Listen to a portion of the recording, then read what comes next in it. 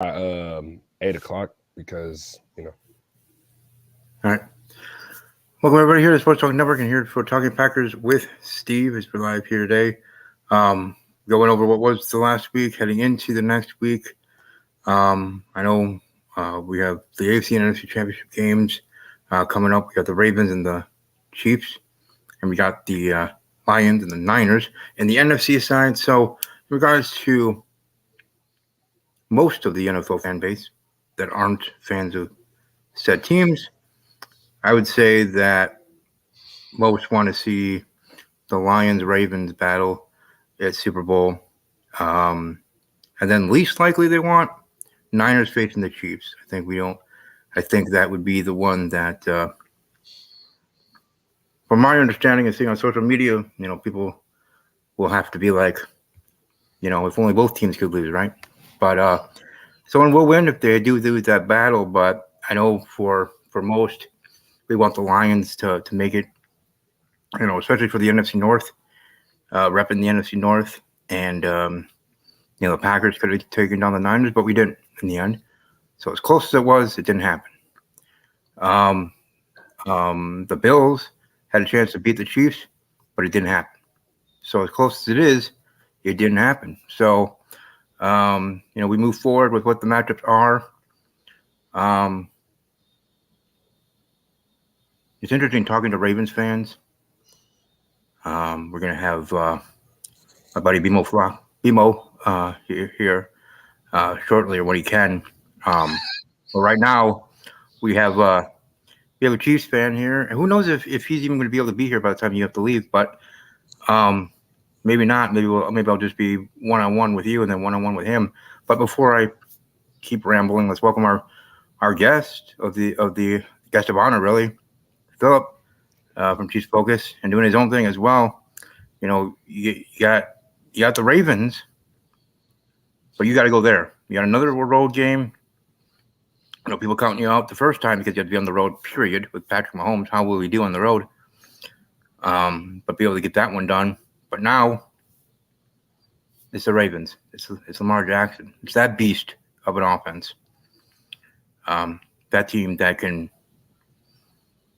put up 14 points and make your head spin. So, your offense with its tight end, Kelsey, and Mahomes there. But just overall, heading into this week, heading into the big game, the winner gets to go to the Super Bowl. The Chiefs win. They actually get to be there to defend their world crown. If not, we will have a new AFC champion and a new world champion. But the floor is yours. What are your thoughts in regards to the Chiefs' kingdoms being prepared to face a Ravens team that might make you nervous? Do you want to know what? Hey, but by the way, I want to say hello, everybody. I'm glad to be on here, man. Thank you for having me on here.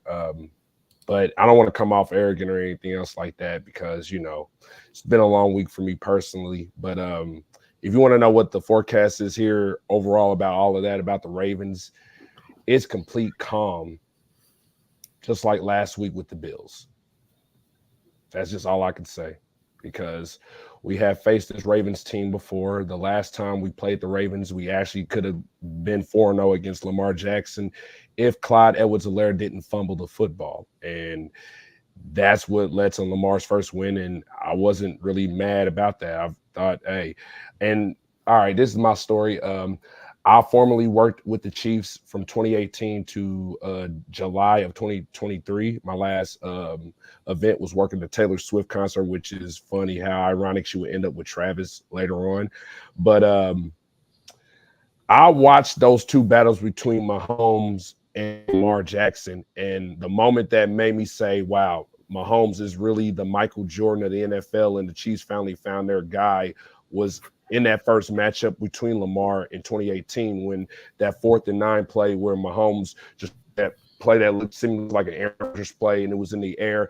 And if you was there at that stadium that day, Stevie and Mary and Sproles, if you guys were there, when that ball was in the air, just like the Harrison Butker kick against the Bengals in the AFC title game, it was complete silence when the ball was in the air. But when Tyreek Hill caught that ball, the stadium erupted like this stadium shaked. And I was even going crazy, like, oh my gosh, that was the craziest play I ever seen in my life in person. And that's what I said. We really had the Michael Jordan of the NFL. And this was 2018. And Lamar actually had me on the edge of my seat while I was biting my nails, because I was like, okay, this might be the guy who could be like the nemesis, similar to like Peyton Manning and Tom Brady. Like, and everybody kept on saying it was Josh Allen and Mahomes. It's really Lamar and Mahomes when you talk Manning and Brady, when you look at it. And I really got nothing but love and respect for Lamar Jackson. And he is really the MVP of this year. And like Mahomes is the reigning MVP, but Lamar is truly the league MVP. I think he's playing better. And I think he is a better passer than he was in 2019, because even after that first exit in the playoffs in 2019, you saw him at the Pro Bowl where you kind of saw his passing was a little in the Bills competition. I think that he's got better. But when you look at it, this is his first, and the nerves is going to get to you. Think about what it was like that for Mahomes, where he did it as like a 22-year-old at the time. And yeah, there were nerves, but the fact that he was hanging with the great Tom Brady in that game, and if it wasn't for the offside D4 play, interception by Charvarius Ward, who went from undrafted rookie to now an all-pro with the 49ers. If it had stand, we would have played the Rams in the Super Bowl that year, and we would have had 4 Super Bowl appearances by the Chiefs, and now we're looking to play for our 4th now if we get past the Ravens this Sunday. And it's just nothing but complete silence and calm, like, man, we good. And you're seeing Mahomes' personal trainer, Bobby Stroop, is already out there like he did last week, tagging or like saving and bookmarking those who is saying anything negative about Pat. And Pat is already like, all right, like Michael Jordan, I'm going to take it personal. Well, first, let's welcome our other guest, those Sproles that I see on here. Good evening, sir. How are you doing? Hey, I'm doing good. In regards to outside looking in, right, as a Packer fan, for this Ravens-Chiefs matchup, what are your thoughts on this game from your personal opinion? A couple things. First of all, I think I'm a little worried about the Chiefs playmakers. That Ravens defense is pretty good, and it just doesn't seem like Mahomes has the same kind of weapons that he had in the past. But if it comes down to quarterbacks, I'm kind of with Philip there. I think I like Mahomes' experience and calm. Jackson is absolutely a terrifically talented guy who adds a lot, with the running dimension, the way that they use him. But I got to say that sometimes it comes down, as we saw in the Packer game, it comes down to who's going to make a play. And if your guys had that experience that Mahomes has had in the biggest stages, then you gotta like that. I mean, some of the plays that he's made when he's been hurt, and when he's been ineffective for a while, and then all of a sudden it clicks in and he figures out how to make that play. So I give a very slight razor thin edge to Kansas City in this matchup. And let's welcome my co-host, Mary, from the Mac and Cheese Podcast. How you doing this evening, Mary? And I guess just general thoughts from you for this Ravens-Chiefs matchup in Baltimore. I'm doing well, kind of. Right. And yeah. In regards to the Ravens and the Chiefs, what are your thoughts for that matchup? But yeah.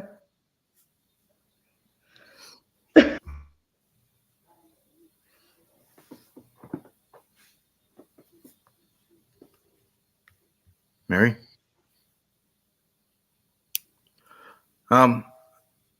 Anyways, like I said before, in regards to this battle, for the AFC crown, I guess being a little bit early in regards to that, I would certainly say that probably would be picking the Chiefs in a close game.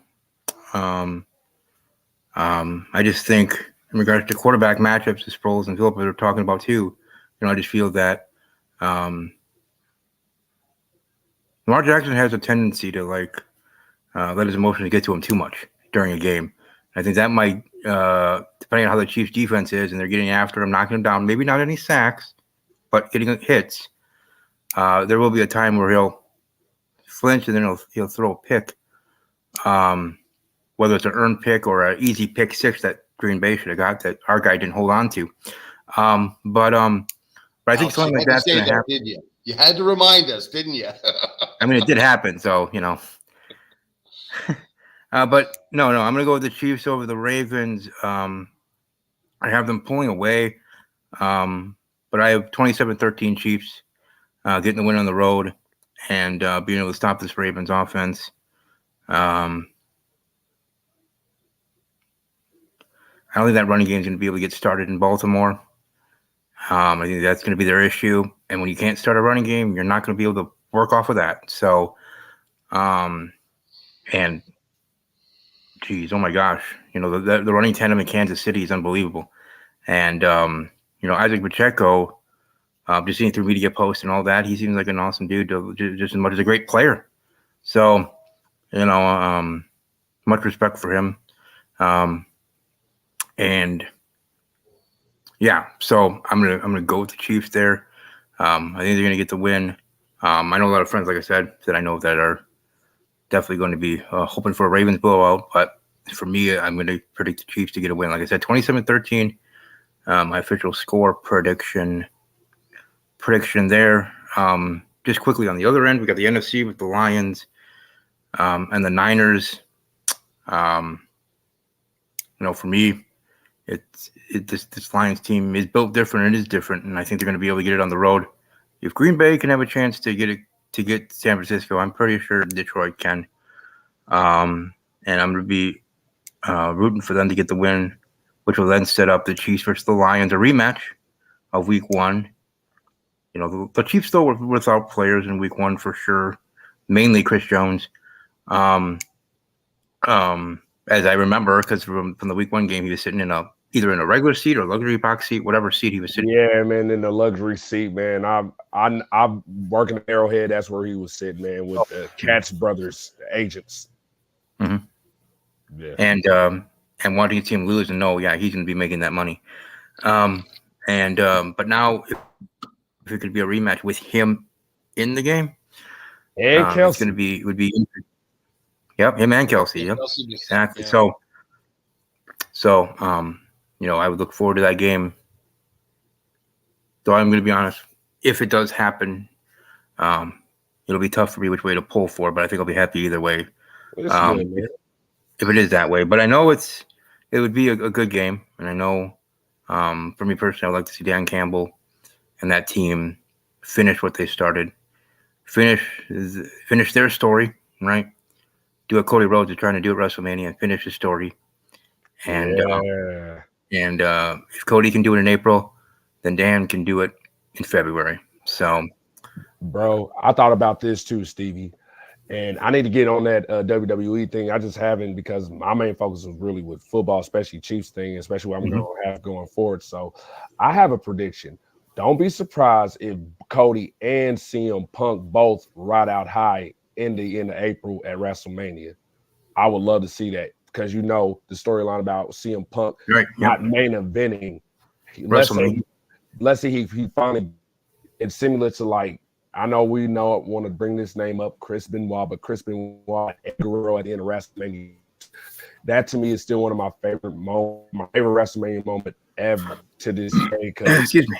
You know what I mean? They both came up together, and there, and it's like that could be just like that for CM Punk and also Cody, because Cody should have won last year, man. But Triple H and the business and all that. I was stunned when that happened, and I wasn't surprised though, man. It was like it's the same old stuff that Vince and that speaks to what CM Punk said. What was then is now, right? Triple H regime, it's all different, right? And tomorrow night, just to let everybody know that might be watching live, tomorrow night, whether Philip can make it or not, but tomorrow night will be Steve's Wrestling Ramble. We'll be back on air with Emily We will be predicting what is the Royal Rumble of 2024. I also yesterday sent out the tweets for everybody for the Royal Rumble pool for the Ramble. So everybody has their number, and that is both for the men's and women's Royal Rumble. If your person wins, then you have a chance to win. But yeah, like I said, that will be tomorrow. We will be diving into what is Royal Rumble because we have Elimination Chamber. Then we'll come up then we're to WrestleMania. So a lot of different things could be happening there. Had a great segment with CM Punk and Cody Rhodes from Raw, and we'll be talking about that all tomorrow night. But here we're talking about football and pros. In regards to the NFC side, I know for some Packer fans it's tough to want to be cheering for the Lions, right? I've seen that on Twitter. That's not a no-go, right? For me, I'm fine with it. But for you, what's your thoughts on that? Are you pulling for the Lions, or do you want the Niners to win just because it's against the Lions, even though they're the ones that, just beat us? It's funny in our neck of the woods. It seems like Vikings are public enemy number one, and Bears are public enemy number two. And the Bears are kind of like your little brother that you used to beat up all the time, and you don't really take that seriously. But their fans have just been talking so much smack the last year. Ever since Aaron Rodgers got traded, their fans have just been off the hook about we're taking back the North and yada yada yada, and just oh my God. Detroit, on the other hand, I mean, it's hard to get mad at them. I mean, we had a string there where we beat them, I don't know, 15 straight times or something like that. So again, I don't think of that as a rivalry. Yeah, they're in our division and we have to play them twice a year. And those games now are tough. I mean, they've come into Lambeau a couple times and beat the snot out of us. And, so yeah, I think things are definitely changing. Campbell and that, the GM there have built, so, they've had a lot of high draft picks and they built a really strong team. So I'm not looking at this and saying, oh no, I can't root for them. I will say that I'm going to use the term agnostic. I'm kind of going to sit and root for a good game. And normally what happens when that goes on is you find yourself pulling one way or the other. As a Packer fan, we don't like the Niners. They've knocked us out of the playoffs a couple times, and you don't like the Niners either. So I'm just going to sit there rooting for a good game. And like you said, I mean, it'd be kind of cool. The one angle that I am taking right now is it'd be kind of cool if the Lions were, won the Super Bowl. Sorry, Philip, because that would mean that in our division, the only team to not win the Super Bowl would be the Vikings. And, that I would get a chuckle out of that, right? So it'd be kind of fun to say, yeah, the Lions have a trophy, the Bears have a trophy, we've got 4 trophies, Kansas City's got a bunch of trophies and all that kind of stuff. So, but just in terms of that, of the Lions Niners game, I look at it and I said, if Debo can't play, and he may not be able to play, he played 9 snaps against the Packers. If Debo can't play, that's a different team. Also, I think that the Lions front may get after Purdy a little bit more than the Packers did. I really was surprised. I thought we were going to be hitting him all day long, and we really didn't. I think maybe we only got 1 sack and maybe 4 or 5 hits. But that's the key. You got to hit the quarterback. And I think the Lions front may be able to do that. And if they can do that, and Debo is not, playing, I'm thinking that that's going to go in favor of the Lions. The one limiting factor I think is that for the Lions, Goff is the same way. If you can hit him, and with Bosa and Chase Young and those monsters on the D line there. If they can hit Goff, he's going to throw you the ball a couple times. And I think the Niners defensive backs will catch him, or, Fred Warner or Dre Greenlaw will catch him, whereas the Packers didn't catch him, So, and that's a big part of the game. If you can create those turnovers. So that there could be that leveling effect there. But I still think at the end of the day, I think that this is going to go the Lions' way. And then we'll see. And like you said, if your prediction's true, it'll be the Lions versus Kansas City, and that'll be an interesting game. And let's hear from the Chiefs fan over there, Philip.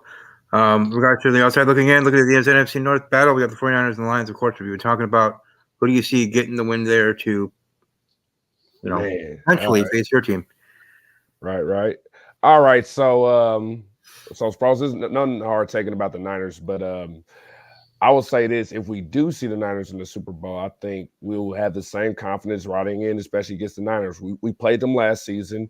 Majority of their guys that's on that roster right now are the same defense that we played against, and a former Chief by the name of Charvarius Ward is there. So Spags knows his game, and he's going to find a way of, you know what I mean, trying to how, because you got the strengths and the weaknesses of the players. And then also we got a former 49er, Charles Omenihu, a guy who never played against the Lions in that game because he faced a 6-game suspension. And he had 7 sacks in the last 5 games. And if you look at his rate, and if he never got suspended, he could have had a double-digit sack season. And if he had a double-digit sack season, we would actually lead the league in sacks this year. And that's the case here. So anyway, about the Lions and 49ers, I think the Niners got the Lions in a lot of categories. I think, Brock Purdy could outduel Jared Goff. I think George Kittle could take out that defense. And also we don't know about Deebo Samuel's health, but you got Brandon Ayuk and Juwan Jennings. But I do think there's an X factor that could really help the Lions in this game, and it's Jahmyr Gibbs. I mean, dude, Jahmyr Gibbs was one of my top 10 favorite players from the draft, from this past draft. And I said, if the Chiefs ever land him, especially if he was like late first or second, early second, whatever, or David A-Chain, their speed, and tag him with Pacheco, we would have like a 2-handed monster, and you wouldn't have to worry about the Chiefs wide receiver issues. Like those guys would open up space for the receivers to make the plays and make their job easy. So when you look at that, that's why I bring that X factor, because the Lions and the 49ers have 2 of the best run defenses, especially against running backs this season in the league. But there's one advantage that the Lions have over the Niners. The Niners are not good against pass-catching running backs this year. And Gibbs and you got David Montgomery will play a huge, huge factor into that. And, I mean, I would say that I could easily go with the Niners in this one. And I always do these predictions like this where I have this team over this team, but I still see an upset alert. So you could say, count me down, Niners over the Lions, but it's an upset alert. And my upset alert score would be Lions 24, 49ers 21.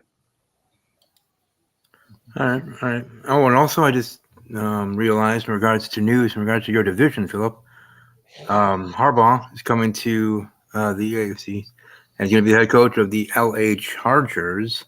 So the Chargers are going to be bolting up and being ready for the next season and trying to be competition. They're in the division and taking over the Chiefs and all of that. So that's certainly some big news. I didn't know for sure if he really was going to leave Michigan, but I guess it is happening and going to the Chargers. Still waiting in regards to the coaching cycles and whatnot. Who's going to go with where? And I know the Falcons interviewing a couple of times and see if that's be able to land for Bill. They're in Atlanta, but so here's the question for you guys: is Harbaugh going to the Chargers, or is he going away from Michigan and potential sanctions that might happen? Somebody posted a meme on just X just a minute ago before we hopped on. It was the one of like Sean Shank redemption when they were trying to get to Andy Dufresne, and then they looked at the hole. It says that's the NCAA trying to bring the charges down on Jim Harbaugh, and then as soon as they open the door, he's gone. I'm like, that's why I'm laughing about it. Like, yeah, man, it doesn't faze the Chiefs. I mean, it's great to see them in our division. Especially got Antonio Pierce. I mean, the Chiefs, we're going to focus on trying to get revenge against the Raiders when the Grinch stole our Christmas. Man, it was just terrible. But especially I hope Jack Jones is still there next season. He's definitely a Raider, man. But and the thing about that moment where they said, oh, he didn't give the kid a ball, this is the story. He actually was trying to get the kid a ball, but one of our fans, we got some jackass fans of Chiefs kid. I'm not afraid to admit to say that. Somebody tried to take it from a little kid, and dude was like, nah, man, come on. Like, that's what it was. But he played his game, but he came back trash talking on the field. He just played his game, and respect to you, man. But we're going to get that revenge next season. But when you got Harbaugh, I'm like, yeah, it's like a mixture of what he did in San Fran to like what you seen was going on with the Bills and McDermott. I really see that in our division. And I really see the Chiefs, Raiders, and the Chargers going to the playoffs next season in the AFC. Wow. Finally, the Wild Wild West is back. That's all I can say. You got Andy Reid, Sean Payton, Antonio Pierce, and now Mr. Khakis, Mr. Jim Harbaugh. And I wonder, who's that Uncle T donor from Michigan? We know a famous University of Michigan alumnus who's kind of involved in similar circumstances like this. Uncle T, you're talking about a guy they call the GOAT? Never know. You never know, man. It's yeah. I didn't even think about that. Forgot about all that stuff with Michigan and potential stations and stuff coming down, but with him being able to leave and be able to now go to the Chargers. But let's not forget about Denver either. And what they're trying to do, and if they are gonna get rid of Russell or not, probably, and move on from him. They have no quarterback. Because they basically played that hand with benching Russell. So, I mean, they have no quarterback right now. Now, they can get one, trade or draft or whatever. But, I think that sets them back a little bit. Like you said, Harbaugh can get there with Justin Herbert. You've got Mahomes. I don't know what the Raiders are going to do. Again, if you don't have a quarterback, you don't have a shot in this league. So. Yeah, no, very true in that regard. And really hope that hopefully that division can be something just as much as some here in the NFC.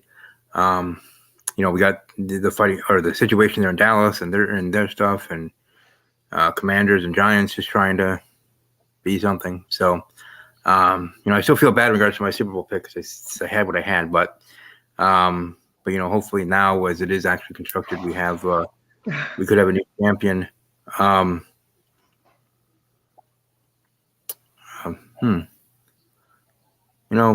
was just going to think and say in regards to the Chiefs, in regards to, what they have been and what they can be. I guess here before you go, Philip, any last, I guess maybe last words or whatnot, because I know you got to go here. But in regards to the Chiefs, regards to the future, because for me, I wonder next season, I'm not saying the playoff window is closed. No, obviously not. But I'm just saying, how long can this last? Just like any team, any season, things change. But for you guys and from the Chiefs Kingdom, you guys think this will be able to stay pat mostly for your roster for at least the next 4 to 6 years, if not 10. You guys think you still can have this dynasty? Because the dynasty only starts when you actually, build up the Super Bowl wins, let alone in a row for AFC title games. Yeah, man, we're already building that dynasty right now. What I will say is this: that you just got to approach every year like it's every new year, especially when you sign players to 1-year deals, because you're building around and looking like what guys fit for your team and like the construction of the team. Like when you add Mike Edwards, you add a Minihue and Tranquil, you realize, dang, what these guys added to what we got with this roster, especially without Frank Clark last season, we became a top 3 defense. And I knew this defense was capable of doing that when we got Spags, because I remember seeing what Spags did with the Giants, especially that year in 2016 when he had Janoris Jenkins and Dominique Rodgers-Cromartie, and you had Olivier Vernon and Jason Pierre-Paul rushing. Then you also got Damon Snacks Harrison and Jonathan Hankins, all those guys. And the Chiefs were capable of doing that as long as you got that aspect, and also build the guys around Pat, especially also taking into consideration with Kelsey being 35 in 2024, consider, getting his eventual replacement. He's got 2 good years left in him. And I'll just say it like this. I wouldn't be surprised if the Chiefs did win the Super Bowl this year or the next, either one, whichever one. I wouldn't be surprised if Trav said, I'm calling it quits after this and I'm ready to move on. So I think the Chiefs will definitely have all those things in consideration. Like, I wouldn't be surprised, let's say he wins this year and it says, I'm going to come back for one more. I won't be surprised by that either. So I feel like our window hasn't closed, but what you saw with the Bills, and there's no shade toward Buffalo, but I got to say it, man, your window's closing, man. I'm sorry, but our window, I feel confident because as long as you got Pat on that remaining contract, our window is still hot, man. And you got Andy Reid, and depending on what Andy does in the future, don't believe all that Florio stuff because Florio is just a straight up Chiefs hater, man, and he's just foaming at the mouth just for ratings like Skip Bayless does.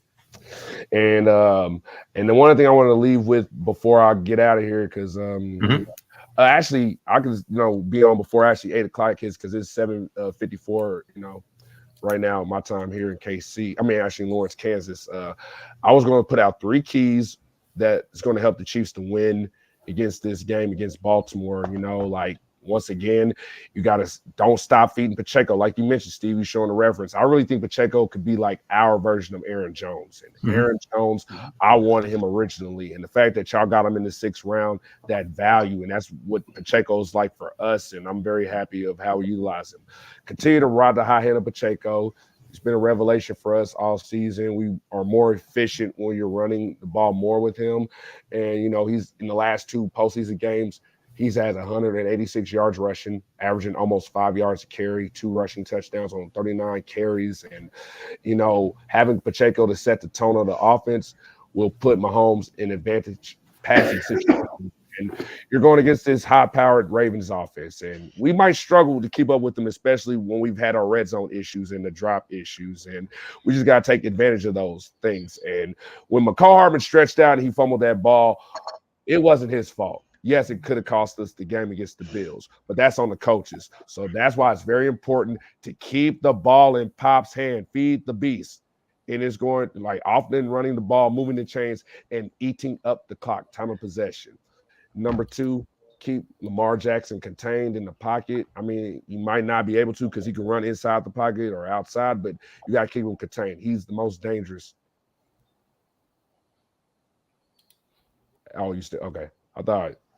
Say what happened. But anyway, okay, yeah. Lamar, is the most dangerous when he's extending plays outside the pocket.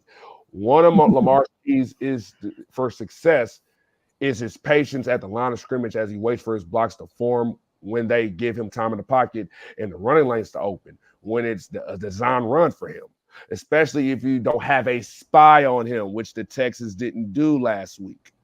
And the Chiefs, they're going to take a look like, oh, yeah, we're going to have a spy, whether it's Willie Gay, Nick Bolton, Drew Tranquil, maybe Leo Chenal, tricking him into thinking it's going to be Leo. Then Willie comes out another way. Hey, Lamar, boom. I'm sorry. But that usually allows Zay Flowers or Odell Beckham Jr. to create separation deep when he's extending on the outside. If the Chiefs can be also more aggressive at the line of scrimmage, they will have a better chance of slowing down Lamar Jackson, Gus Edwards, in that run game. And keeping Lamar in the pocket will limit the Ravens' exposure to those big, deep passes that Lamar could hit at those moments. And his accuracy dips in the face of pressure, but it also dips when throwing from clean pockets sometimes. I've seen it from Lamar. And last but not least, protect 15, the franchise. Besides having a physical front like the Mike McDonald-led Ravens defense, is known for his aggressive play calling in terms of blitzes and pressures that he dials up. They didn't dial up as much of that pressure last season compared to this year, which is why they're the best defense in the NFL. For the Chiefs to leave Baltimore, Maryland with a victory and to advance to defend the world crown, they need to keep the pocket clean with Patrick Mahomes and ensure that the pressure doesn't disrupt his timing and rhythm of the passing game. And the offense has to consider utilizing more no-huddle this game to disrupt the communication of the Ravens defense that wants to use those elaborate coverage disguises as certain blitzes, providing Mahomes more time at the line of scrimmage to diagnose those roles and disguises, and give him more time to call audibles and checks, which puts this team in the best chance to win. So those are those 3 keys that I believe that's going to help the Chiefs get back to defend the Super Bowl. And 58, we're doing it for 58 number for Derek Thomas. Yeah. And for here, I know we heard earlier before in regards to what I do here. I'm just going to share here. But maybe this won't have to change. I don't know if you can see it, but we got the Chiefs there with the logo. That's where I put the Super Bowl champions every year. They sit there for a year with their helmet with the correct logo. And maybe, just maybe, it'll just stay right there. And we'll have to see. Hello, Foster, here in the chat room sharing his predictions. He wants Ravens and Lions. I guess we'll see about that. But anyways, Philip does have to go, so give him back the floor, let him promote what he does, where he is, and all that jazz. Yes, sir. Well, I'm a writer for Chiefs Focus. I write articles and I do podcasting. Follow me at Chiefs Fan for Life. Chiefs CHIEFSFAN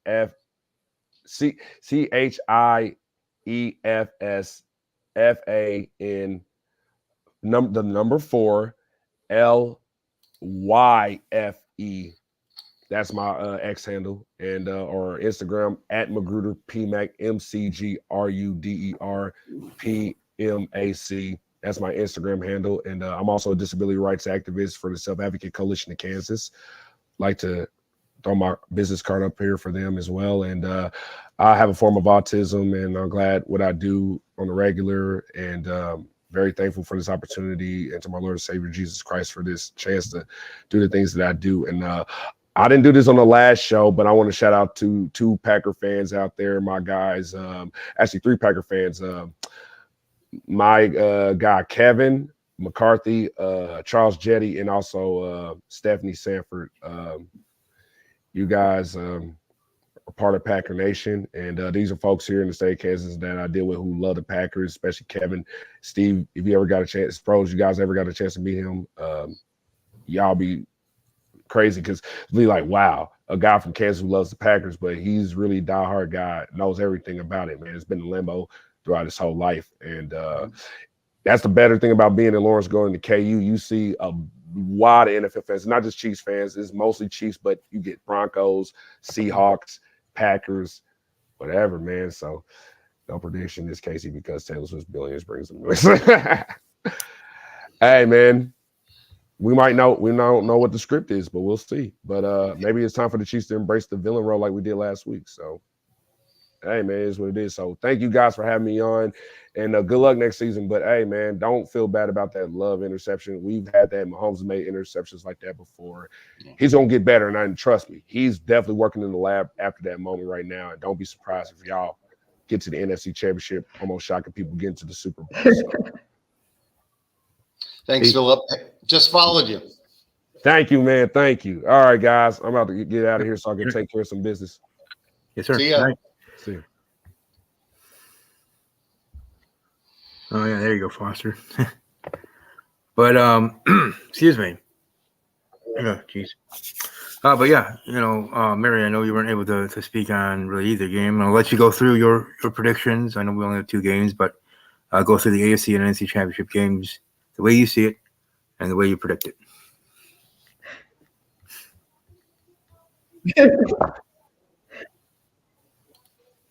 The Chiefs one? Is that the one I'm doing?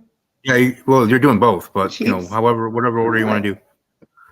Whatever order you want to do, you're doing both. One after the other. Okay, fine. Okay, so I have the Ravens for Chiefs versus Ravens. I just think Lamar Jackson's going to do wonderful against that game.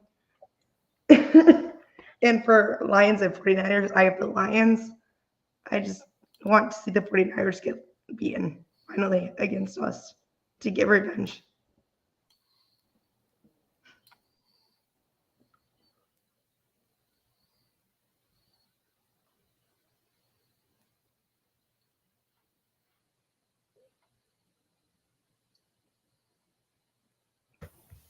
Sorry about that. That's all. I was just no, sorry about that. I was just replying to Foster in the chat room.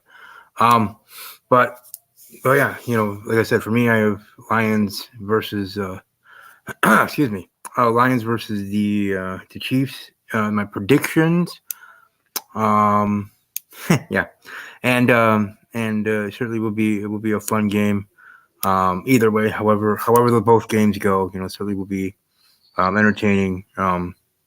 What was entertaining was most of the Packer game last week against the 49ers.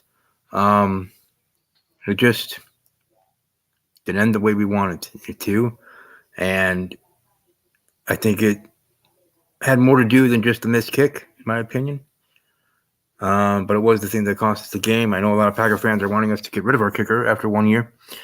I don't know about that. But, we did get rid of our defensive coordinator today and some other coaches too. So, certainly see who we're going to get in those realms, and, like I said, divisional games, they were fun, right? With the Ravens over the Texans, 34-10, the Niners over the Packers, 24-21, the Lions beating over the Buccaneers, but having a close game, 31-23, and of course, the Chiefs over the Bills, 27-24. But Sproles, in regards to the Packer game and what was, what are your thoughts? What were your thoughts then, right after the game? Your thoughts now, being able to cool down from what was a tough loss? Yeah, it was a tough loss, and I think it hurts even more because I was listening. I don't know if you know who Bob McGinn is, but McGinn is a long-term Packer writer, and I guess he's in semi-retirement right now. But he was doing a podcast around, the fact that those opportunities. You think about the Packers' run, and they were 6-8. Just losing to the Giants and the Buccaneers, two games that I think we both looked back on and said, yeah, we ought to win those games. But then they ran the table. They won the last three, and then they went to Dallas and they spanked Dallas. So they really got hot at the right time. Aaron Jones came back. Love got really in a groove. They have this great diversity of wide receivers that it doesn't matter who's on the field. Love's going to go to whoever's open, and you got some really. And here's the thing: they're all young. All of these guys are young, and so they don't know any better. They don't know that. Well, maybe I'm supposed to feel pressure because it's a divisional game. Well, guess what? They didn't care. So that's the kind of thing that you rarely get a situation where all of that stuff is coming together, and it did. And we had the lead on the Niners, and we couldn't finish the deal. And I'm sorry, don't blame the kicker. In fact, I have a buddy who's a student of kicking, and he pointed out that it's an entire operation, right? So you got three guys, a snapper, a holder, and a kicker, and it was pouring down rain, and that operation was not the way it should have been. And yeah, I mean, kickers sometimes make great kicks even when the snap isn't good or the hold isn't good. But in this case, I don't think you can sit there and just put all the blame on Carlson. I honestly think that, it was the entire operation. All those guys are new. Give them time and they'll be fine. But at the end of the day, what I think you have to take a look at is whether Carlson makes that kick or not. We're still up. And then the Niners drove down the length of the field, and we had opportunities to make plays. We didn't make plays. So, I mean, I think at the end of the day, that's why Barry is no longer the coordinator, because you look at that and said, that's a game-winning situation where your defense has to step up, and they weren't able to step up and stop. A Niner team that we said has been a little bit compromised because the fact that they didn't have Debo. So, and the other thing I think that was one of the hidden things, and I noticed this as soon as it happened, is somewhere about midway through the third quarter, the Packer right tackle Zach Tom gets knocked out of the game. And I think it was a head injury or something. They actually they stopped the play to get him off the field. He and Rasheed Wallace had really kind of just shut Bosa down. But after he went out, it seemed like the offense just didn't click like it had before. And that's something that I think the team's going to have to look at going forward, is to say, you know, you got to make sure that you've got the right guys in the right spots. And the offensive line is really that's the perfect example of chemistry, because it's not necessarily the 5 best athletes, but it's the 5 guys that work well together, communicate effectively, and cover for each other.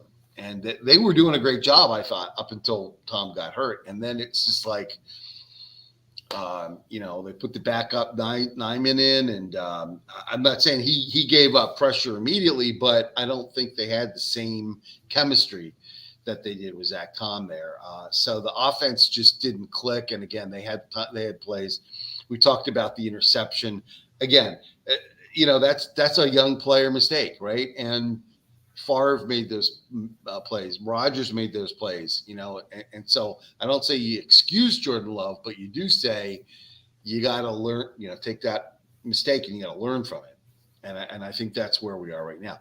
The good news, unlike, you know, the last 3, 4, 5 years, at that time, I think as a Packer fan, every time we'd lose, it felt like the window was getting close, you know, was getting more and more closed, right? You just like, how are we going to be able to keep all these guys, and guys are getting older and whatever. Now you look at it and say, most of their key players are in the first couple of years.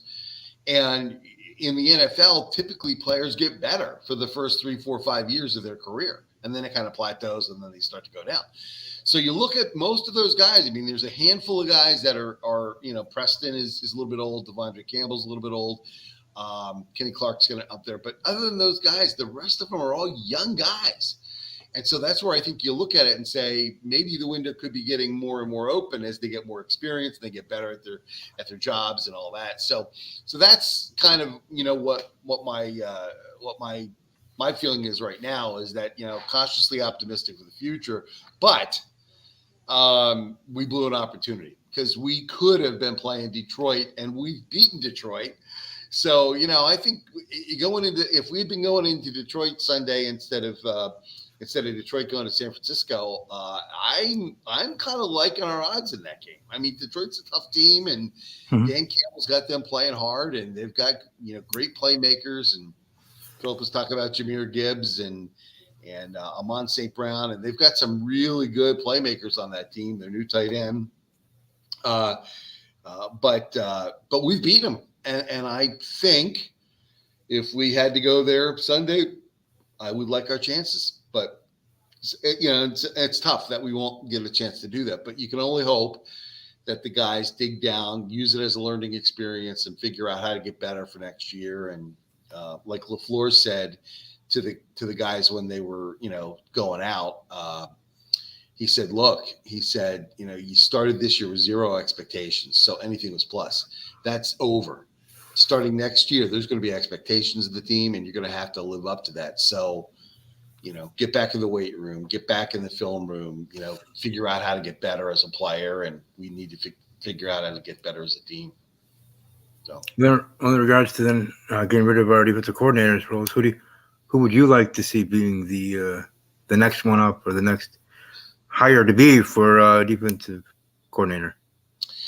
Well, I have a personal preference for Jimmy Leonard, and part of that's you know, I'm actually a transplant to Wisconsin. I'm not a native of Wisconsin, but I'm one of there's 3 members of my family, my grandfather, my father, and my daughter, who all went to Wisconsin and graduated from Wisconsin. And I'm the outlier there. I didn't, the black sheep of the family. But you know, Jim Leonard he was a walk-on, 5'8", 180 pounds, walk-on at Wisconsin. He ended up being like one of the top players.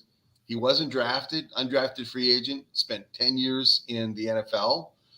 I think he's in his early 40s, but he's a guy that I think has, you know, 3 important criteria for success. Number one, he's got the street cred of being able to get in front of the room and say, look, I did this. You know, I played in the NFL for 10 years. And I think the players resonate to that. Second thing is at Wisconsin, when he was defensive coordinator, is Wisconsin recruiting classes were always mid. I mean, they were always, not the best in the league, but he had top 5 defenses every year with average talent, So he clearly understands, and I don't know that it's all scheme or system or whatever, or just he is able to coach the kids and get them to understand what to do. But I look at that and I say, that's the number one thing that was missing this year. There's so many missed coverages, missed tackles. I think guys didn't necessarily know what to do. And I think Leonard has that ability to teach. And I think that's a key thing. And then lastly is that, as I think about it, he's a defensive back guy. What's the weakness of our defense is the defensive backfield. We've got Kenny Clark and Gary and we've got some pretty talented linebackers, but I think we really, the secondary is what was killing us. So I think, again, his experience as a player, as a coach, I think he would be a guy that would be a great hire for us. He was actually Matt LaFleur's first choice, but he turned down the job because he wanted to stay at Wisconsin. And then, of course, Wisconsin fired him. And so I'm looking at that, and that's would be the guy I would hire. I think there's a couple of other pro coaches. The guy that was also in the running at the time, Avero from Carolina. He's actually gotten a second interview as a head coach for Atlanta. So who knows if he's even going to be available or not. And then there's 2 guys for Baltimore, for the Ravens defense that they've mentioned. And those could be interesting candidates because Baltimore has had a history of strong defense. So they've figured out, and they've gone through different coordinators. They had Wink Martindale a couple of years ago, then he left to go to the Giants. Then they put McDonald in, and the defense didn't go down. It stayed strong. It stayed a very good defense.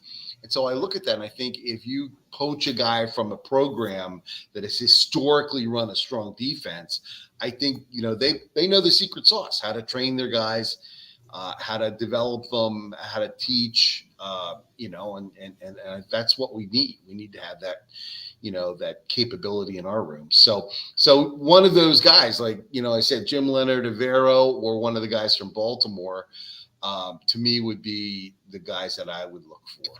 I heard some people, by the way, say Mike Zimmer, the old Viking coach.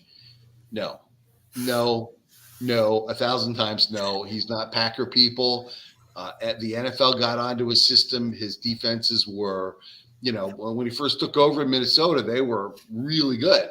But over time, they deteriorated because the league kind of figured out that system. And so, I am not a Zimmer person, and I hope we do not go with Don Zimmer. I also think that there's a scuttlebutt around that he doesn't get along with LaFleur. So hopefully that fixes that anyway. But those are the kind of, things that I'm thinking about. And I'm hoping that we, make a good hire. Like I said, I don't always know, I'm a fan. I'm not an expert in this stuff, but I look at it and I think, this will be the hiring decision that fundamentally shapes LaFleur's legacy. If he gets it right, I think, there's good news, but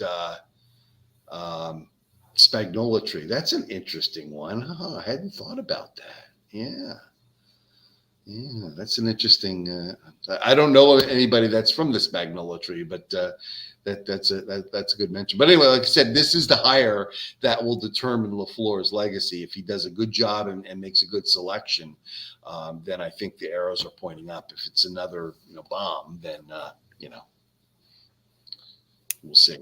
I guess we'll see. And I know for me, my number one is, as I said already on social media, being one, at least for me personally, not knowing the ins and outs if it truly would work, is Wink Martindale, formerly from the Giants.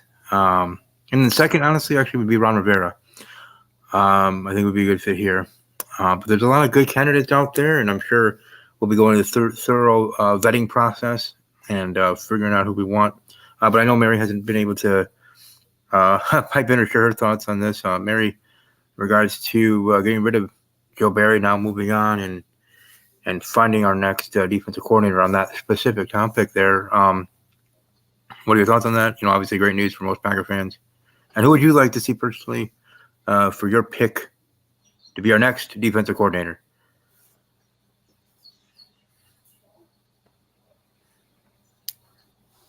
Me? Mhm. Are you talking to me? Yep. Okay. I agree, not Zimmer. I don't think Vrabel either.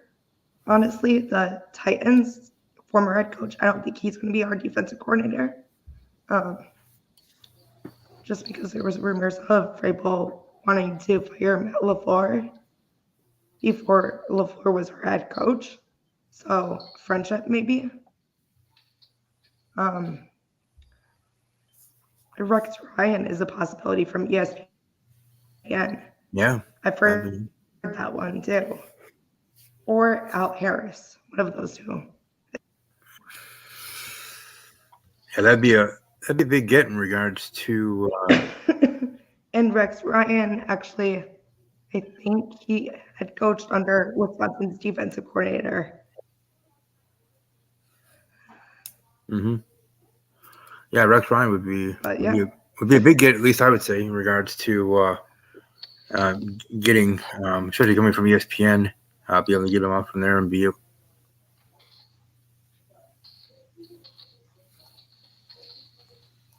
But yeah, either way, I just hope to be able to get someone good, and they'll do what's best for the Packers and get who they feel is best. But in regards to topics, I don't have any really more in that regard. I'm just waiting for my Ravens fan to be able to be here.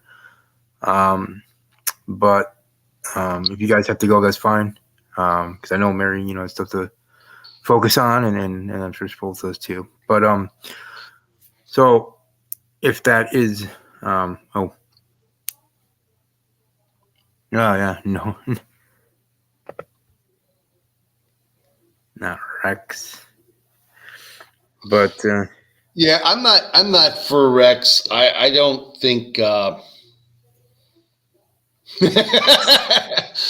don't think Rex has it. I think he's been out of the league for a while. I just I as I wrote in that post, I think I'd go for somebody younger. Riverboat Ron, not a bad choice.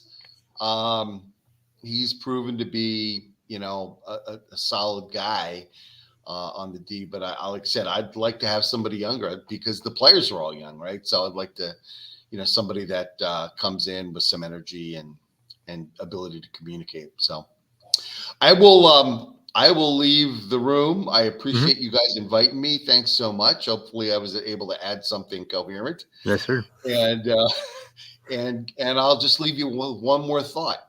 Go Pack, go. Thank you for your time and have a great evening. See ya. See ya. Oh yeah. Oh geez. But anyways, yeah, I'm just waiting to see if be able to have my Ravens rep be here. He's trying his best. He's getting things done as he's letting us know in the group chat on Twitter, and we'll go from there. But for right now, like I said, for me, I'm all topicked out. I know Mary, she has to conserve energy, so I'll actually if you have to go, I understand, and be able to do what you can do, and I know for me, I'm gonna have to I don't know if I'm gonna be able to wait that much longer for him either, just as much as anything else. But I guess one thing we could talk about is that regards to the Packers, we did get a new kicker. We did send someone, at least to be in competition with Anders, whatever his name is, and be able to and see where that goes for the off season and into the next season. I mean, Mary, in regards to the kicking side of things, what are your thoughts on Anders? Do you think we should move on from him, whether with competition or not? Because I know some Packer fans are wanting that. For me, I just want to give him another chance. He was a rookie, what are you going to do? Yeah. And the thing is, with the competition, he's also a rookie. So that's another thing that is worried. It's just, I don't know. I think we kind of need a veteran, like a Mason Crosby type of player. like in the off season to train them how to kick better, maybe. But I think, I don't know. I mean, look at how bad Mason did in his first year, and then he got better. So it's like a Javante thing. Like, Yeah. you need to train them better. It's all about that coaching staff. Be able to Yeah. get things right. Yeah. We'll have to see in regards to how that goes. Like I said, in the off season and this competition and whatever else goes on in regards to that position. But I certainly think it's going to be a interesting road in that regard for the whole team. Whoever our D coordinator is, players we might lose in the off season. Will we actually go after someone? Who knows? But I look forward to what the Packers can be next season, and being able to compete for the NFC North again.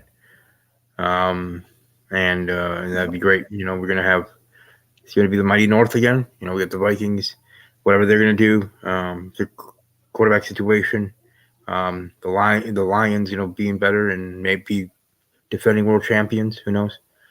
Let alone NFC North champions, and then we got the Bears and what they're doing and trying to improve and be great again. And for us, the Packer fans, and for me specifically, being able to be spoiled for so long as I was, it was nice. But now it's different regimes. Jordan Love, not Aaron Rodgers. It's gonna be different. There'll be some growing pains. We're gonna have to see how things go into the next season, the season after, and for a second year, and already for his first year, getting as far as we did in the playoffs already. Come on now, it's a great start to the Jordan Love era, and look forward to seeing how that goes moving forward. But we went about an hour here tonight, and I do think, as much as I want to hold on for a Ravens fan, I don't know if he will be able to make. I know he's trying his best, but for me, unless there's something else you want to bring up, Mary, I don't think I have any in regards to topics to bring to the table in regards to any more. So it was a fun time. It would have been great to have the Ravens fan to be able to get his perspective, but something came up, and I totally understand that. Maybe we'll have him next week to review the game.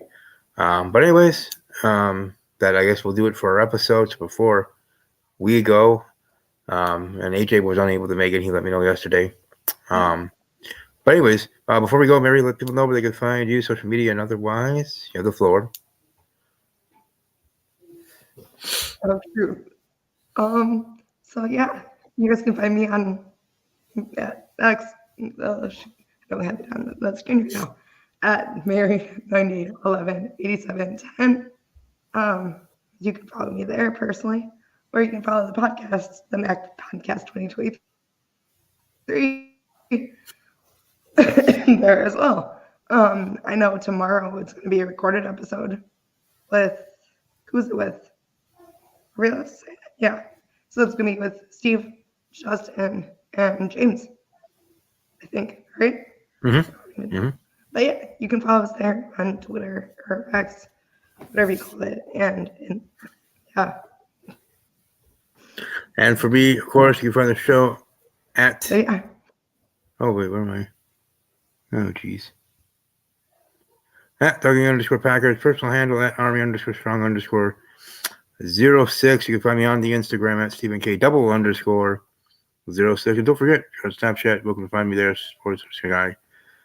And TikTok, Stephen K_06 there as well. Hope everybody has a great rest of your evening. Look forward to what is to be a great set of games heading into the weekend for the AFC and NFC Championship games. And yeah, above all else, as always, take care.